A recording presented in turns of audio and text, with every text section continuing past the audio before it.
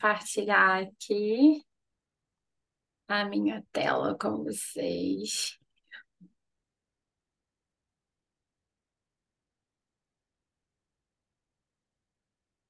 Vocês estão vendo? Vocês estão vendo agora? Sim. Sim. Sim? Então, beleza. Então, vamos começar. Bom, primeiramente, eu gostaria de agradecer mais uma vez pela oportunidade de estarmos aqui, de eu estar aqui bem acompanhada internamente, porque eu estou gestando, né, uma garotinha, mas bem acompanhada certamente aí por todos os amigos e amigas que estão aqui assistindo a nossa palestra online, nosso estudo online da nossa casa. E para mim é sempre uma alegria muito grande estar aqui, porque é, é uma forma de nós trocarmos, né? E de eu retornar o que tanto essa casa fez por mim desde que eu era pequenina, né? Que lá estou. Então, é sempre muito bom estar aqui com vocês. Então, hoje, o nosso estudo de hoje, nós vamos falar sobre um capítulo específico, o capítulo 13 do Evangelho segundo o Espiritismo, que se chama Não saiba a vossa mão esquerda o que dê a vossa mão direita, mais particularmente os itens 1 a 8. Então, essa é a nossa tarefa de hoje. E é interessante porque, obviamente, nada é por acaso, a mensagem de abertura, né, do livro Fonte Viva, o item, se não me engano, foi o item 71, né, ele tem muita conexão com o que a gente vai fazer, vai falar hoje, né, nessa parte aí específica desse capítulo. Esse capítulo é um capítulo muito importante, ele dialoga, se conecta muito com os desafios que a gente vive até hoje, nesse mundo contemporâneo, né, no nosso mundo atual. E eu espero, né, que a gente possa sair daqui com reflexões, importantes aí para a nossa vida. E, obviamente, sempre com o auxílio dos espíritos aqui, orientadores, que nos muito fizeram na organização desse Pentateuco aí, né? Dessas obras básicas doutrinárias. Então, primeiramente, eu pensei assim, como que a gente pode começar falando sobre o capítulo 13, né?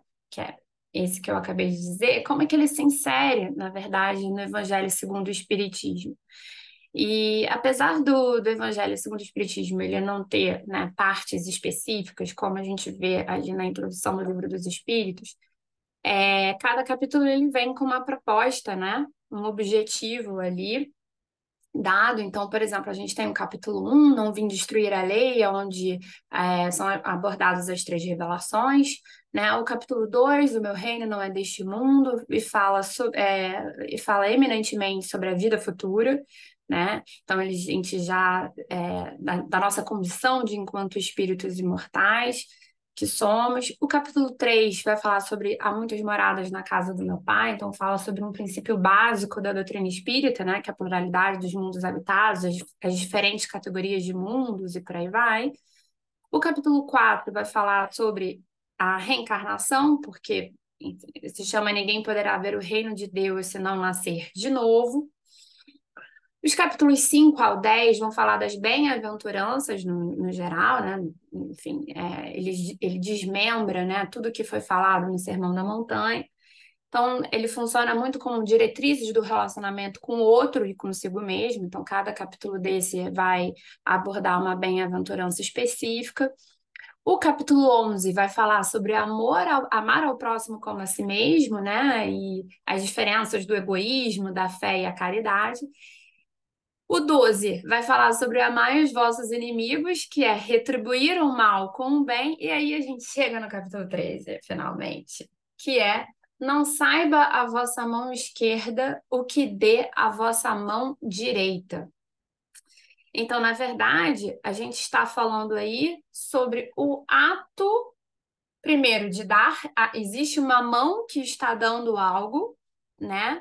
Mas que a outra mão o que que a outra mão precisa fazer quando a outra está dando algo, né? E aí a gente, na realidade, a gente está falando mais uma vez do exercício da caridade. Eu, particularmente, acho que todos esses capítulos do Evangelho segundo o Espiritismo, inclusive aqueles que se seguirão ao capítulo 13, né? O capítulo 14 vai falar sobre honrai vosso pai e a vossa mãe. O capítulo 15 vai falar fora da caridade, não há salvação, né? Todos os capítulos, na verdade, do Evangelho segundo o Espiritismo, eles abordam, de uma forma ou de outra, a caridade.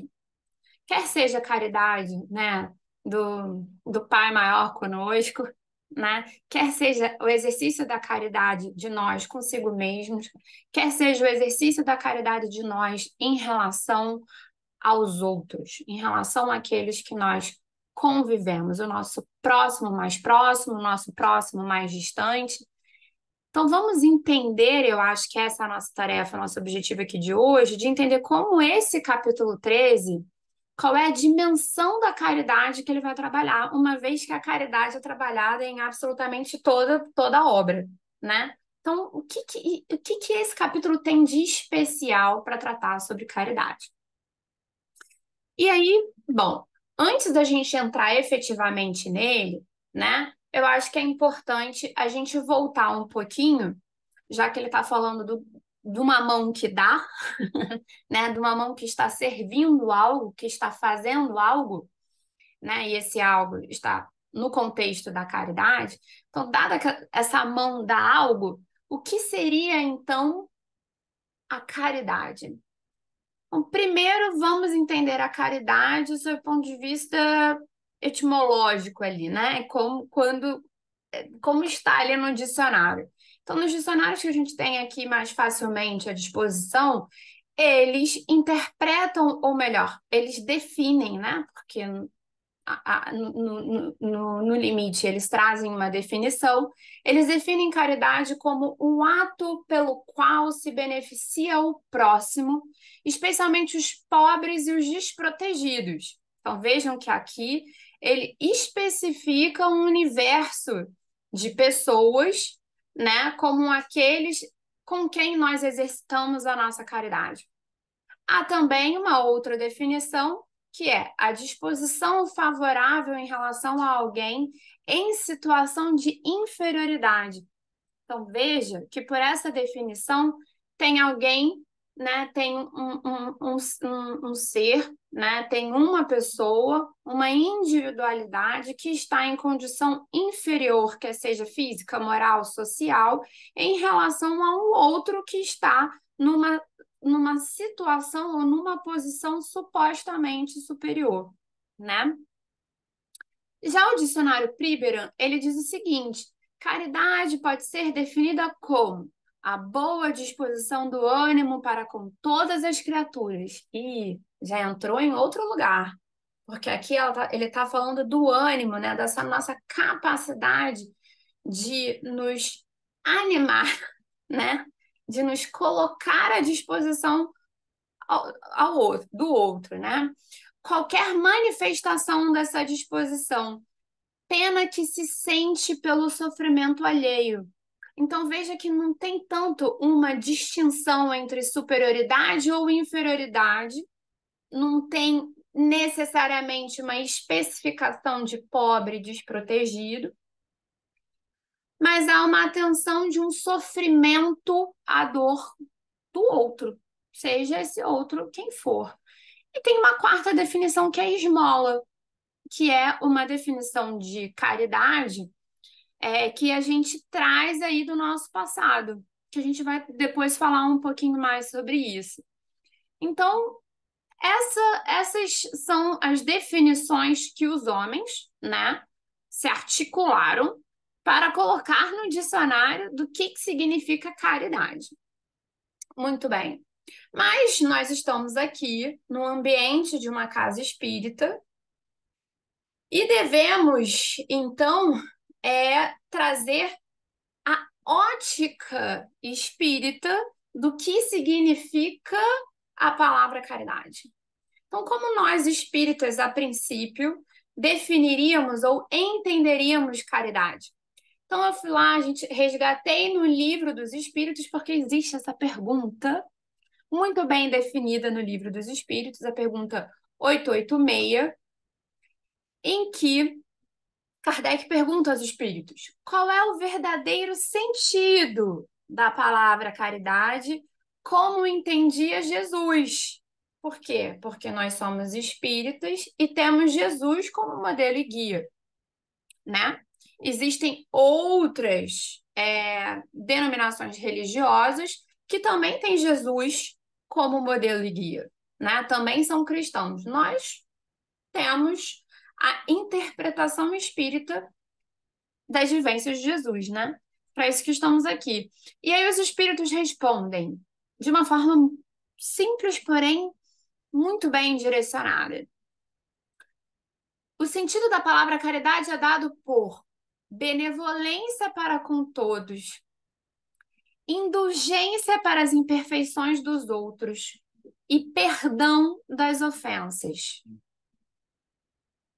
E aí, então, a gente pode resumir: caridade é algo tão grandioso, né, que ele precisou que a palavra em si, né, a ação em si, ela precisa de contemplar outras três definições: a definição de benevolência, a definição de indulgência e perdão das ofensas. E aí os espíritos complementam. O amor e a caridade são o complemento da lei de justiça, pois amar o próximo é fazer-lhe todo o bem que nos seja possível e que desejáramos nos fosse feito, né? Tal o sentido destas palavras de Jesus: amai-vos uns aos outros como irmãos.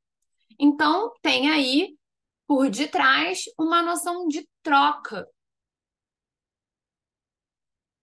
Tem aí, porque a gente só faz esse exercício quando nós estamos com o outro. A gente tem o nosso amor próprio, né? Mas esse exercício, ele só é concretizado quando nós estamos no processo de troca, no processo de convivência com o outro. E aí eles continuam: a caridade, segundo Jesus, não se restringe à esmola. Opa, ele já vai a um passo além, avança em relação àquela definição que a gente acabou de ver. Abrange todas as relações em que nos achamos com os nossos semelhantes, sejam eles nossos inferiores, nossos iguais ou nossos superiores. Então, ele pegou aquela definição do dicionário e falou assim: olha, caridade é muito mais do que isso, né? Não é só com quem é considerado uma posição inferior, porque para isso a gente pode se perguntar o que é ser inferior, né? Não é com os nossos iguais, seja lá o que ser igual a nós significa, e com os nossos superiores também, seja lá o que significa os nossos superiores. Então, na verdade, é uma caridade, é uma ação com todos, nesse processo de convívio. Ela nos prescreve a indulgência, porque de indulgência precisamos nós mesmos, muitas vezes, né? E nos proíbe que humilhemos os desafortunados, contrariamente ao que se costuma fazer. Apresente-se uma pessoa rica e todas as atrações e deferências lhe são dispensadas. Se for pobre, toda a gente como que entende que não precisa preocupar-se com ela, porque já está desafortunada. O que nós podemos fazer? O que nós poderíamos fazer? No entanto, quanto mais lastimosa seja a sua posição, tanto maior cuidado devemos pôr em não aumentarmos o infortúnio pela humilhação. O homem verdadeiramente bom procura elevar aos seus próprios olhos aquele que lhe é inferior, diminuindo a distância que os separa. Isso aqui é muito importante, porque essa noção, essa perspectiva espírita de caridade implica em nós nos colocarmos à disposição do outro. A gente vai discutir o que é benevolência, indulgência e o perdão, mas, de todo modo, tem esse exercício de nos colocarmos à disposição do outro, reduzindo a distância, seja essa distância qual for, em relação àquele espírito que, na verdade, se nós somos espíritos, esse outro é um espírito também. Concorda? Certo? Certo, né? E ele não só é um espírito, se nós somos espíritos imortais, ele também é um espírito imortal. O que significa que nesse exercício de convivência, nós não sabemos quem fomos e quem seremos. Então, na realidade, é uma grande oportunidade que nós temos de reduzirmos essa distância que tanto nos separa. E aí, no capítulo 11, item 4, Jesus coloca, os espíritos colocam, amar o próximo como a si mesmo, assim como Jesus disse, fazer pelos outros o que queríamos que os outros fizessem por nós. A expressão mais completa da caridade, porque resume efetivamente os deveres do homem para com o seu próximo. Então, na verdade, é amar ao próximo como si mesmo, né? Então, exige um olhar para si e, a partir desse olhar para si, olhar para o outro. Muito bem, mas tudo isso nós sabemos, né? Nós sabemos, porque nós lemos o Livro dos Espíritos, nós lemos o Evangelho segundo o Espiritismo, né? Nós temos, portanto, essa noção, estamos aprendendo aqui, estamos trocando aqui, estudando juntos aqui, e nós temos, então, portanto, uma noção muito ampliada de caridade, que é uma noção que envolve a benevolência, a indulgência e o perdão. Benevolência. Como é que a gente pode descrever o que é a benevolência? Ser benevolentes. Benevolência é a vontade de fazer o bem. É esse estímulo, é essa inclinação natural de fazer o bem. Na pergunta 642 dos Livros dos Espíritos, Kardec pergunta: para agradar a Deus e assegurar a sua posição futura, bastará que o homem não pratique o mal? Daí que os espíritos respondem: não, cumpre-lhe fazer o bem no limite de suas forças, porquanto responderá por todo mal que haja resultado de não haver praticado bem. Então, hoje nós estamos numa noção, num grau de entendimento de que, na realidade, essa vontade, a gente precisa analisar as nossas possibilidades, analisar, refletir sobre os instrumentos que nós temos para fazer o bem no limite das nossas possibilidades, né? O que isso significa? Com base naqueles instrumentos, naquilo que a gente pode dar, naquilo que a gente pode fazer. No exercício de fazer o bem em todos os ambientes aonde nós estejamos. Porque o não fazer o bem, a inação, tem, por outro lado, a perda de oportunidade, o deixar de fazer. E aí, o deixar de fazer é que nós devemos estar bem atentos, é o que devemos nos preocupar. E o que é a indulgência? Então, a gente tem que juntar a vontade de fazer o bem com a disposição para perdoar culpas ou erros nossos, porque precisamos ser indulgentes consigo mesmos, mas também com os outros, né? Então, a gente tem que ter um olhar benevolente na avaliação de algo. Em José, no Evangelho segundo o Espiritismo, no capítulo 10, item 6, tem uma passagem muito boa, né? Muito importante, exemplificadora disso. Que, na realidade, quando a gente se coloca numa posição de julgar a ação do outro, nós muitas vezes deixamos de analisar as nossas próprias atitudes. Então, é um exercício que, na verdade, é um exercício de caridade com o outro, mas também é um exercício de caridade conosco, quando nós olhamos para as nossas próprias tendências, para as nossas próprias fraquezas e entendemos aquilo que nos limita. E, ao fazer isso, nós educamos o nosso olhar para o outro. Isso é ser indulgente. E aí, para a gente fechar essa definição de caridade, de acordo com o que os espíritos colocaram para nós, caridade também envolve perdão. O que que é o perdão? É remissão de culpa, dívida ou pena, que é da onde vem a palavra desculpa. A gente tira a pena, tira a culpa, tira a dívida, extrai a pena. Né? Então, a gente tem Paulo, o apóstolo, no Evangelho segundo o Espiritismo, capítulo 10 e tem 15, uma passagem que diz o seguinte: o perdão verdadeiro, o perdão cristão, é aquele que lança um véu sobre o passado. Esse é o único que vos será levado em conta, visto que Deus não se satisfaz com as aparências.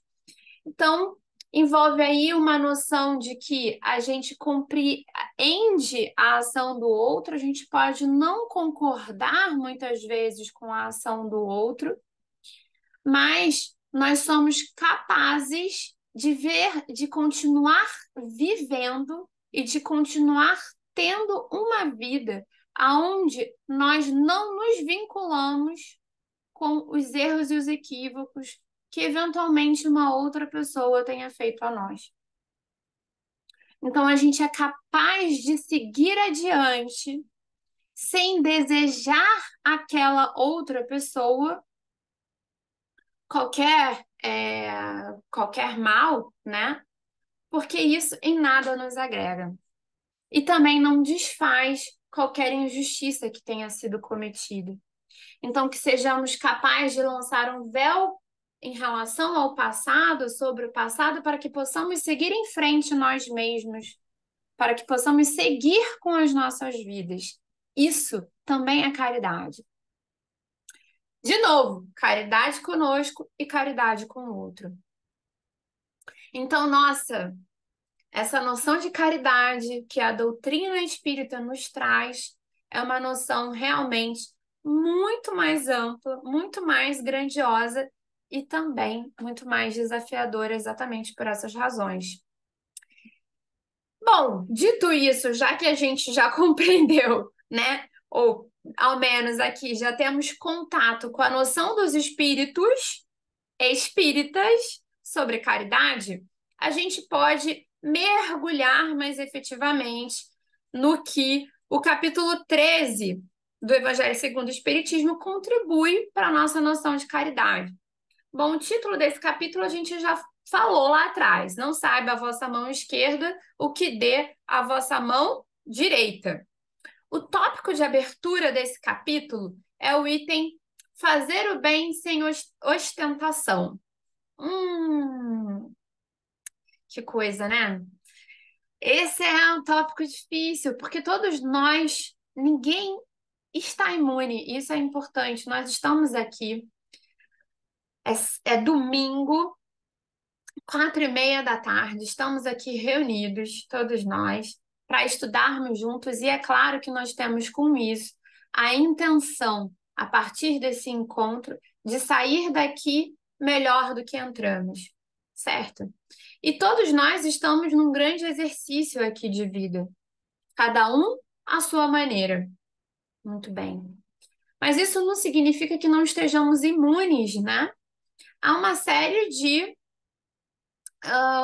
questões, há uma série de desafios de estarmos no mundo. Hoje estamos aqui, estamos encarnados no mundo, estamos mergulhados no mundo. A gente abre o nosso celular, a gente abre o nosso computador e a gente passa a ter acesso a uma série de notícias, a uma série de diferentes realidades. A gente sai da portaria do nosso prédio e a gente também tem uma série de outras exemplificações, né?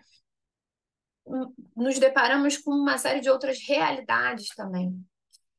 E aí eu diria que nenhum de nós está imune e, portanto, a gente precisa prestar bastante atenção em fazer o bem sem ostentação.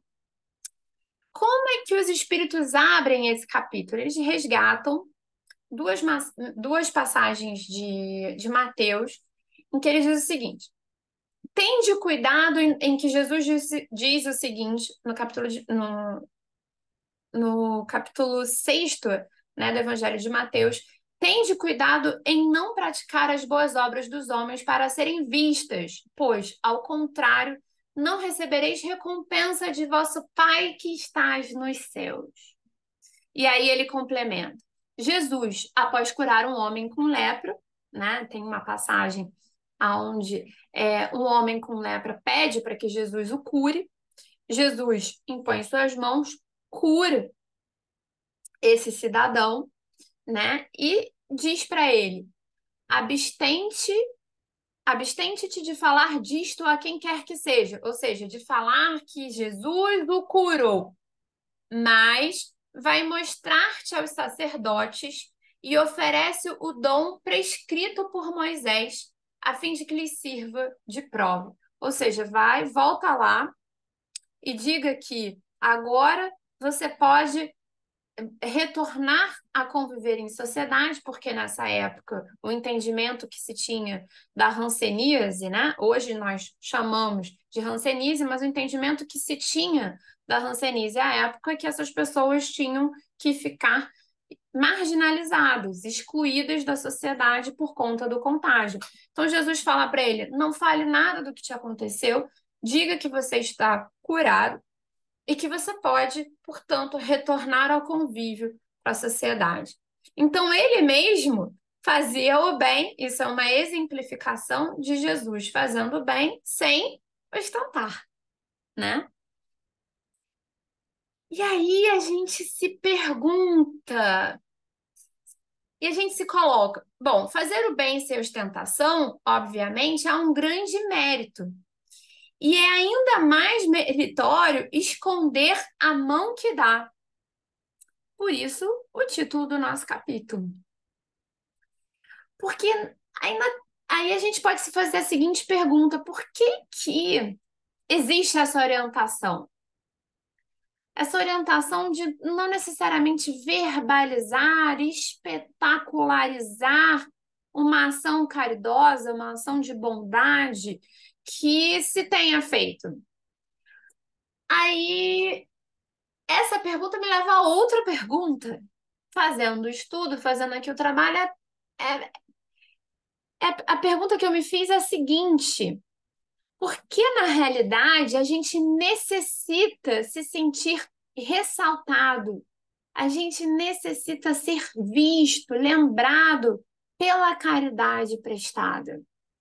Por que que nós, né? Por que que nós, espíritos aqui encarnados, necessitamos ser lembrados, necessitamos que falem para nós: nossa, mas como você foi bondoso ao doar determinada coisa ou a fazer determinada ação. Por que será que isso acontece conosco? E isso é, sobretudo, uma questão, vejam, que é, sobretudo, uma questão emocional. É da ordem da emoção. Porque, na realidade, se o sentimento da caridade estivesse devidamente internalizado, a gente não precisaria de reconhecimento. Por quê? Porque sabemos que, se somos espíritos imortais, a gente confia na vida futura. O nosso reino não é desse mundo, é de outro.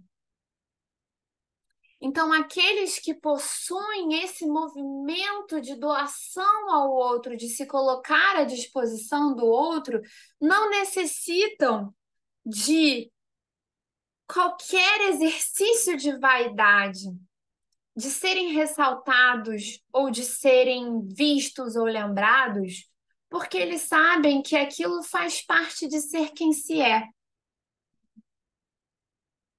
E que nesse exercício de troca, qualquer recompensa, né? Qualquer recompensa imaginada não é desse mundo, é de outro mundo. Então, essa imagem, esse nome do capítulo, não saber a mão esquerda o que dá a mão direita, ela caracteriza essa beneficência modesta, ou seja, essa vontade de fazer o bem, agora que a gente já sabe o que significa ser benevolente, essa vontade de fazer o bem de forma simples e sem vaidade. Então, é um primeiro alerta importante que a gente precisa. E aí, isso me fez resgatar algo importante que Kardec coloca, né, no Evangelho segundo o Espiritismo, sobre se existe a beneficência que é modesta, e existe aquela beneficência que é falsa, ou seja, a falsa modéstia, né? E a falsa modéstia, ela impacta muito quem nós estamos tentando ajudar. Por quê? Porque se nós estamos mais preocupados com a vaidade nos faz nos preocupar mais em sermos vistos, no fundo, a gente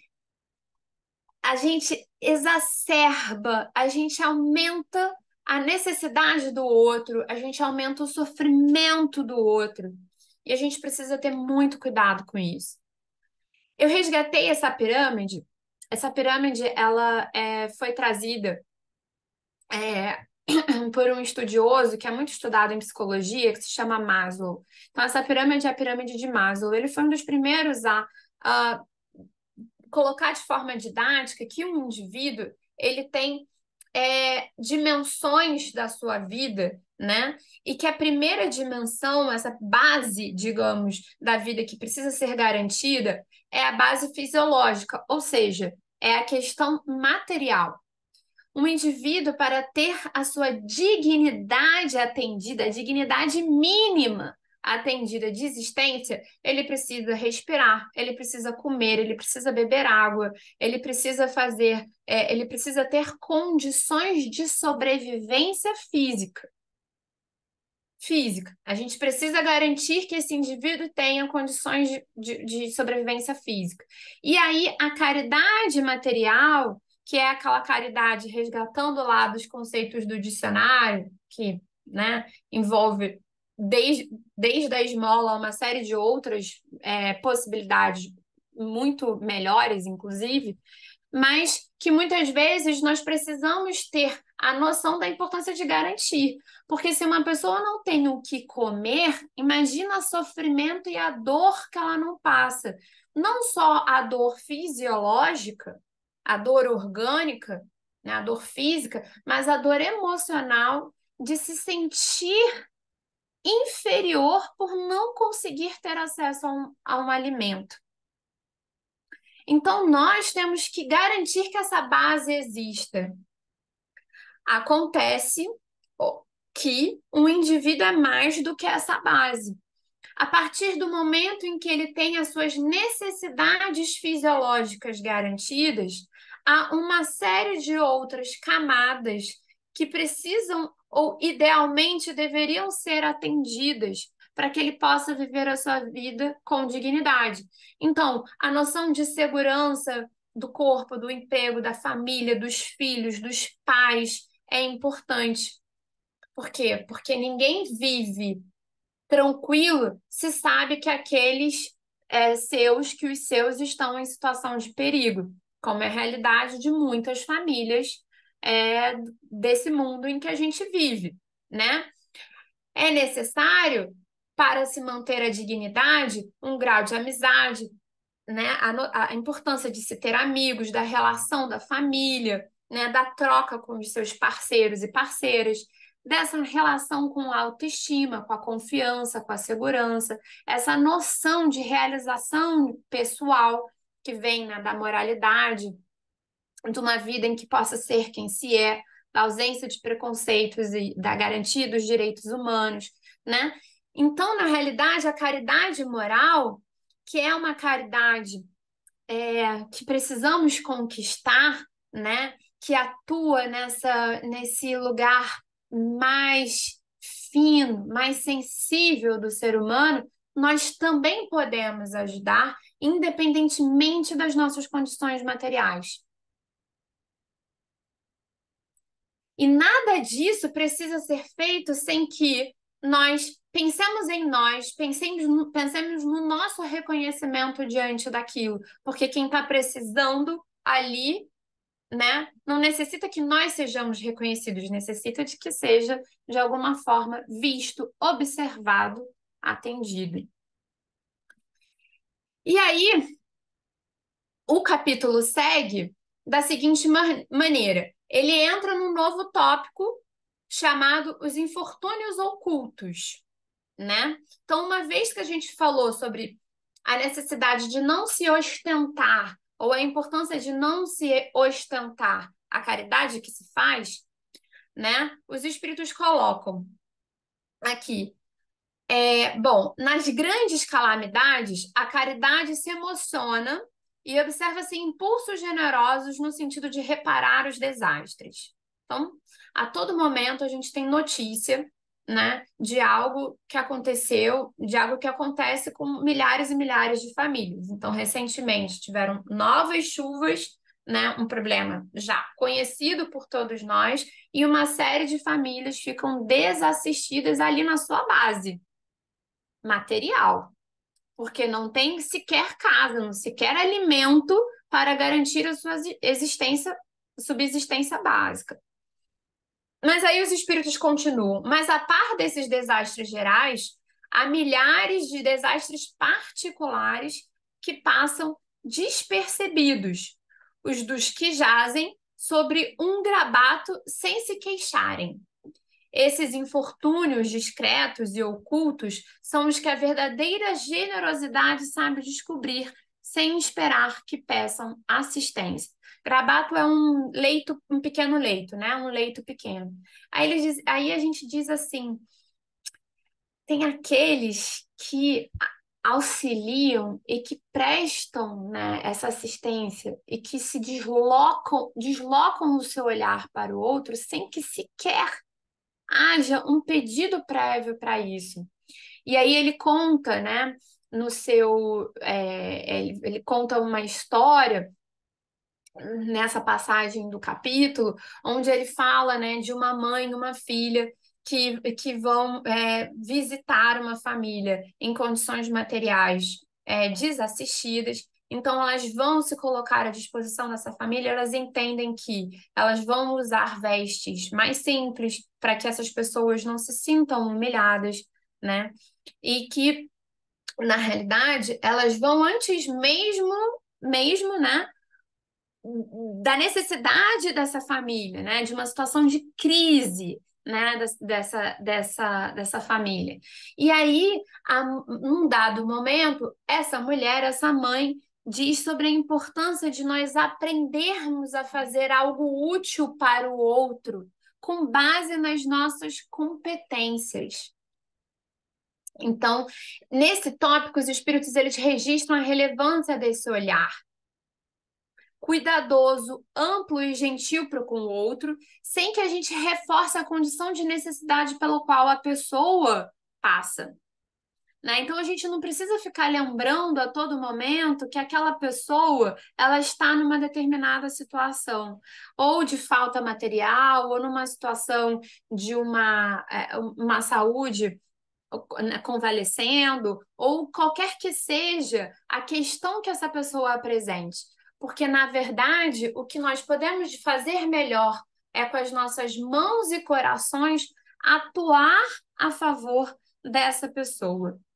E aí isso me fez lembrar muito, por exemplo, as ações da nossa casa, né? Com as obras da costurinha, do crochê, das bolsas, né? Que a gente dá para gestantes, né? Em situação de vulnerabilidade social. Porque eu lembro disso assim com muito carinho desde que eu era muito pequena, bem pequenininha, né? Que a dona Tininha, né? Inicialmente cuidava desse trabalho, dessa atividade. E por que ela é tão bonita? Porque ali a gente tem um conjunto de pessoas que se predispuseram a passar um tempo com o outro e de reparar o que aquela pessoa necessita em um grau mais íntimo, né? Então, elas dedicaram o seu tempo, e poderia dar N outros exemplos, né? De diferentes situações onde só ao observar o outro a gente consegue compreender o que esse outro necessita, sem que para isso a gente desrespeite a dignidade dessa pessoa em existir. Então, nós somos capazes disso também. Nós somos capazes. E há muito que se pode fazer com as nossas mãos e os nossos corações. Quando nós utilizamos aquilo que nós temos competências, aqueles nossos instrumentos, naquela medida das nossas possibilidades de fazer o bem, todos nós possuímos formas diferentes de fazer o bem. E isso é completado, né? Isso segue nos próximos tópicos desse capítulo, porque o próximo tópico vai falar sobre o óbolo da viúva, né? E numa situação onde muitos estavam ali de frente a um gasofilácio, né? E muitas pessoas ricas estavam jogando moedas e muito dinheiro e mostrando a abundância por detrás das suas riquezas. E aí nisso aparece uma pobre viúva que apenas joga duas pequenas moedas de valor de 10 centavos cada uma. Ou seja, não tem comparação em valores monetários o que a viúva coloca no gasofilácio e o que os demais transeuntes ali colocam, né? E aí Jesus, ao se deparar com essa cena, ele, chamando então os seus discípulos, diz: Em verdade vos digo que esta pobre viúva deu muito mais do que todos os que antes puseram suas dádivas. Por isso que todos os outros deram o que lhes abunda. Então eles estão dando aquilo que eles têm de sobra. Ao passo que ela deu o que lhe faz falta, deu mesmo tudo que tinha para o seu sustento. Então veja que é diferente aquele que tem muito e dá muito, mas aquele muito que ele deu faz parte uma poupança, né? De um arcabouço muito grande que ele já possui, do que aquela viúva, do que aquela, na verdade, exemplificando, né? Do que aquelas pessoas que pouco têm e ainda assim doam, né? Então, na verdade, no fundo, o que que a gente pode extrair daí? O ponto sublimado da caridade, que é procurar no seu trabalho, no que a gente trabalha, no que a gente estudou para fazer, nas nossas competências, pelo emprego das nossas forças, do nosso talento e inteligência. Eu gostaria de dizer que todos nós temos talentos. Eu, por muitas vezes, fico me perguntando qual é o meu. Às vezes eu acho que eu não tenho talento nenhum. Mas é muito importante esse exercício, porque todos nós temos competências. Temos aquilo que nós sabemos fazer de melhor. Uns sabem costurar, outros sabem ouvir muito bem, outros sabem escrever muito bem, outros sabem fazer contas muito bem, outros sabem tem bastante recurso, e por terem recurso, se colocam à disposição do outro, fazendo compras, ajudando. Outros, a gente, na verdade, tudo isso daqui é apenas um exemplo para que a gente tenha em mente da importância de nós olharmos para nós mesmos e utilizarmos a nossa inteligência, os recursos que nós possuímos, para colocar o outro na centralidade das nossas ações. Então, a doação do tempo, o consolo, o esforço útil, que não necessariamente perpassa pela doação material, né, mas que é uma caridade num lugar muito fino, muito sensível. Vejam que todas essas noções de caridade, elas são importantes. A caridade material, ela é importante. A gente precisa garantir aquela base lá da pirâmide, como a gente mesmo viu. Mas uma vez que a gente garante aquela base da pirâmide, o que que a gente pode fazer além? Com o que que nós temos internamente, nós podemos doar ao outro de maneira que, convivendo com esse outro, a gente também se alimenta. Alimenta do pão, se alimenta de um pão espiritual, que é o alimento da eternidade. E aí, aí sim, a gente chega no tópico final do capítulo, em que ele vai falar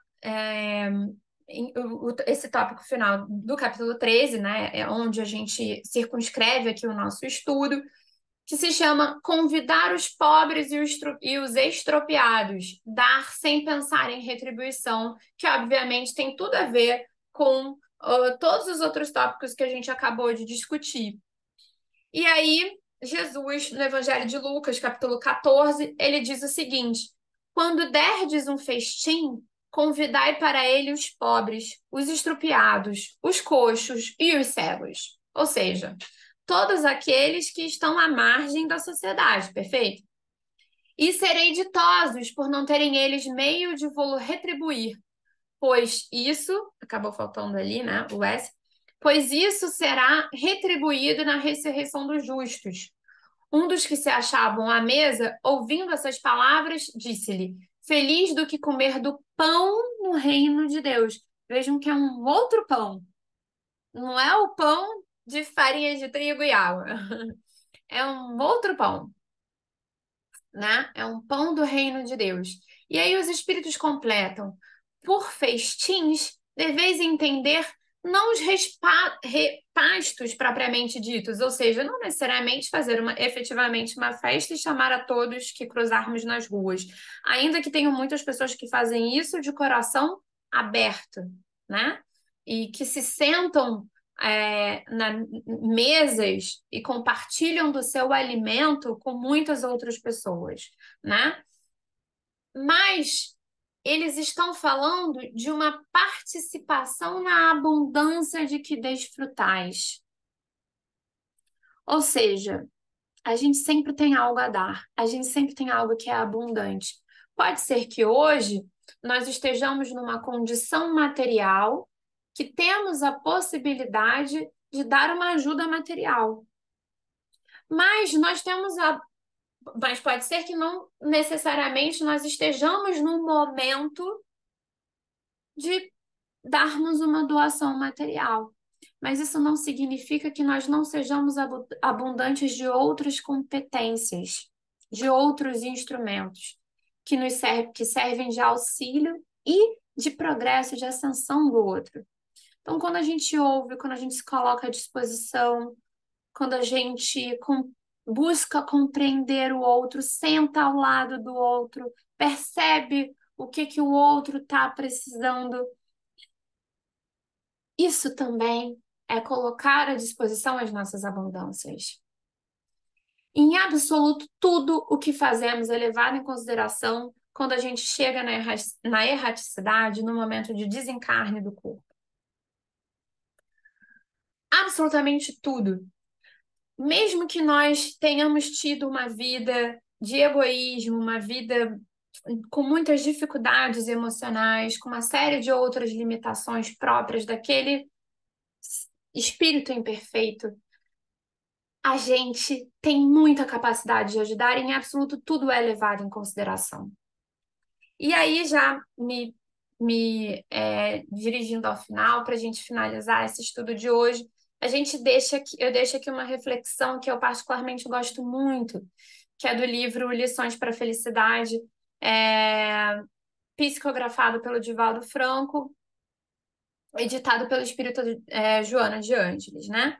E tem um capítulo nesse livro que se chama Sorte dos Porões. Se eu não me engano, foi uma psicografia que Divaldo fez em 2001. Ela é primorosa e tem muita conexão com o que a gente está falando. Por quê? Porque a gente vive hoje um mundo profundamente desigual, né? Um mundo onde persiste uma miséria gigantesca. E isso é incompreensível pensar que ainda tenham pessoas, né, que estejam nessa condição em uma sociedade que se diz eminentemente cristã, né? Independentemente da origem, da denominação religiosa, se diz e se entende eminentemente cristão, principalmente, obviamente, sobre o mundo ocidental. E a gente se pergunta o que o Cristo fez quando aqui ele estava. Ele colocou no centro todos aqueles que são marginalizados, empurrados para a periferia, fazendo com eles um pacto de amor, até porque ele mesmo era excluído naquela sociedade.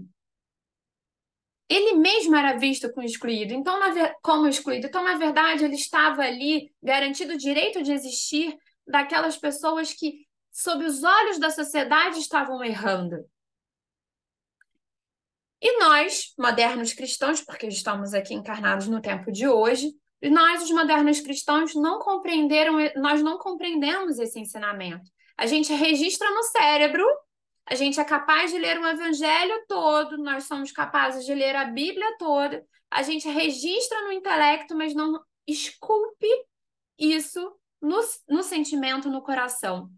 Não obstante as gloriosas conquistas, ainda mantemos os nossos próximos nos porões da exclusão. E aí, esse novo cristianismo, na verdade, aquilo que Cristo deseja que nós façamos, sem que seja de uma forma prescritiva, sem que seja de uma forma em que temos que fazer, porque temos que, não é o porque temos que, é porque, na verdade, a sociedade lá da frente, o mundo lá da frente, o mundo que se pensa que tenhamos como mundo de regeneração, é um mundo onde esses porões vão deixar de existir. Onde quem hoje é entendido como lixo social, está à margem da sociedade, mediante os mecanismos de amor, eles são trazidos para o centro da comunidade e deixarão de ser excluídos. Então, esse é o nosso papel nessa sociedade, nesse mundo de hoje. Quem somos nós? O que nós estamos fazendo diante das ferramentas e competências que nós temos no uso da nossa inteligência? O que nós estamos fazendo para esse mundo vindouro ali de regeneração? Qual é a nossa posição nesse momento, no tempo de hoje? O que nós estamos fazendo? Se nós não temos ainda a capacidade essa vontade de fazer o bem, a indulgência e o perdão de formas naturais dentro de nossos corações, porque nós estamos mais há menos tempo caminhando ao lado de Cristo, que a gente desenvolva isso passo por passo, tempo por tempo, como um exercício, como um grande exercício de amadurecimento pelo direito do outro existir, até que nós cheguemos a essa condição onde todos esses sentimentos estarão verdadeiramente em nossos corações e saibamos fazer isso de forma natural.